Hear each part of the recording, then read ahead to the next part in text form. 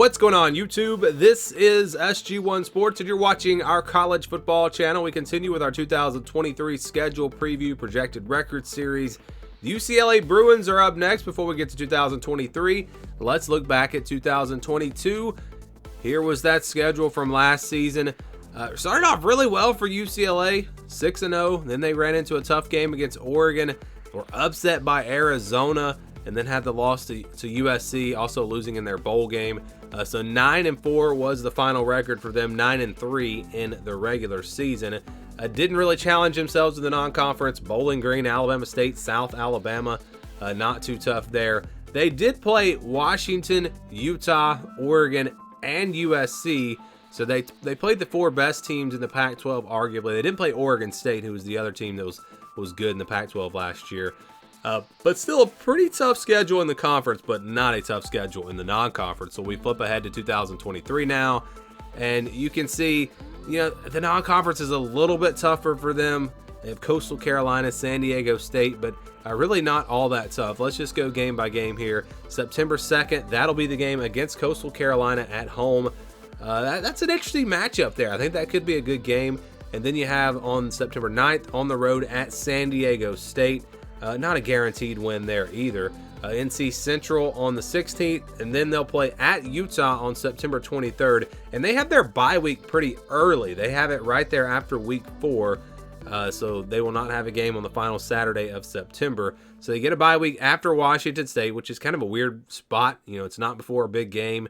It's early in the season. Not an ideal spot for a bye week, but they'll play Washington State on October the 7th. That'll be a home game. Then it's back-to-back road games to play at Oregon State on October 14th. That'll be a tough one on the road at Stanford on the 21st. So back-to-back road games there. But you notice that after Utah, not too tough of a schedule in the Pac-12. They really, I would say, lucked out with their schedule. We'll talk about that in a second. Let's continue through here. We'll go to October 28th. That'll be a home game against Colorado. Then it's on the road at Arizona on November 4th, a revenge game for UCLA. We'll see if they can go on the road this time and beat Arizona. That'll be tough. Arizona State on the 11th. Then they've got USC on the 18th on the road, and they'll finish things out with Cal on the 25th. So back to this Pac-12 schedule. They don't play Oregon or Washington. No Oregon, no Washington. Really lucked out there. Again, when you talk about the top, let's just talk about the top 5 teams: Utah, Oregon State, USC, Washington, and Oregon. And to only have to play 3 of those 5 teams, very fortunate for UCLA. So their schedule, I think, really sets up well for them. This is a team that is losing a lot of production on offense, so we'll see how good they actually are next season.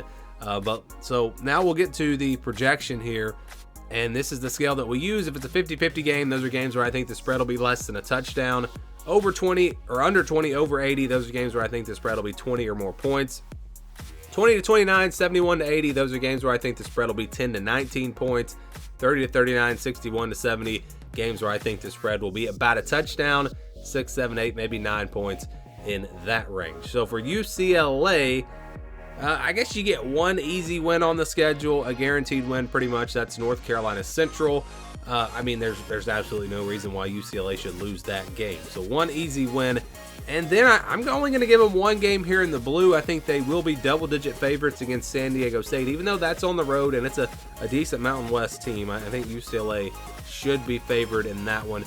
And I'll tell you what, this is a tough one to do. This is a tough schedule or projected record to do, because you've got a lot of games that I think are very close to being in the purple, very close to being in the blue. Which way do you go?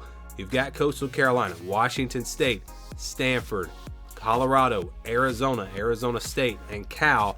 All of those games, I think UCLA will be favored by 9 or 10 points, 8, 9, 10 points, maybe 11 or 12. I mean, it's hard to say this early. I mean, we just started the month of February. We don't know for sure what these teams are going to look like. Colorado is going to be a different team under Deion Sanders. Arizona State has a new coach. Arizona beat UCLA last year. Stanford has a new coach. Washington State showed some signs last year. Coastal Carolina is a pretty good group of 5 team. So I didn't know which way to go with these games. If you put these games in the blue, all of a sudden UCLA has a really high projected record. It's like maybe 10-2. 10-2, I think, is the projection if you put those games in the blue, which seems a little bit high. So yeah, we're going to put those games in the purple. I do think they'll be clear favorites in all of these games, but I don't know if it's going to be double digits. Maybe by the time we get to these games, a couple of them are in double digits. Maybe a couple of them are less than a touchdown. Who knows? So I'm just going to group them all in the purple. Coastal Carolina, Washington State, at Stanford, Colorado, at Arizona, Arizona State, and Cal. If I just had to guess the spreads, I'd say they'll be favored by 7 against Coastal Carolina, 7 against Washington State, maybe 6 on the road at Stanford, 6 against Colorado if they turn out to be pretty good, 6 at Arizona, or maybe even lower. You could even put that in the 50-50 category. Again, it's hard to know just how good Arizona and UCLA are going to be. So maybe Arizona should be in the white, and maybe a game like Cal should be in the blue. But again, we're just going to kind of average it all out, put them all in the purple. And that's what you get there. So how about games where they'll be underdogs? I think Utah, USC on the road, they should be about a touchdown underdog in both of those games. Not games that they have no chance in, but like I said, I think they'll be a clear underdog in both of those. I think Utah, USC, both should be better teams, plus the games are on the road. You could even possibly make an argument for those games being in the orange if UCLA does drop off. And then there's Oregon State. That is the one 50-50 game. I kind of put UCLA and Oregon State on the same tier, right behind those top 4 teams in the Pac-12. I think Oregon State will be favored in this game because they're playing at home, but only by maybe 4 or 5 points. And so that's why we put that in the 50-50 category. So again, you look at this schedule, there is a lot of potential for UCLA. If they can somehow get a little bit better than they were last year, there is a lot of potential. I mean, there are 9 games that they have a really good chance that they should win if they are an improved team from last season. And then you'd have Utah, Oregon State, USC. 3 really tough road games, but if you find a way to somehow win a couple of those, maybe UCLA could be in the running in the Pac-12. Or even if you just win one of those and go 10-2, because the parity in the Pac-12, 2 losses might get you into the Pac-12 championship. So we'll see how that plays out. I have a hard time believing they're going to win all these games in the purple, though. Just with so many of those types of games, usually you're going to lose at least one. But if you average all this out, use 65% for the games of the purple, 35% for Utah and USC, and then 50% for Oregon State. You get a projection of 8-4. So 8-4 the projection here. I think that's a very fair projection. Like I said, you lose the 3 tough road games, Utah, Oregon State, USC. Chances are you're probably going to lose another one of these games, maybe even 2. So I could see them going 7-5. But with the schedule, if they can still a win against one of those top teams in the Pac-12, maybe you could even get to 9-3. So 8-4 right in the middle feels about right.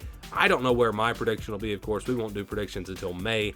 I might pick them to lose all 3 of those road games and maybe lose to Arizona and Stanford on the road, or Colorado, or whatever. I might have them 7-5. I don't think I'll go all the way up to 9-3. So, just for my personal prediction, I probably will put this team at 8-4 or 7-5. But we'll do more research, of course, getting through the spring. More players will transfer, all of that, before we do any official predictions. But 8-4, a pretty fair projection in my opinion, and that is the projection for UCLA in 2023.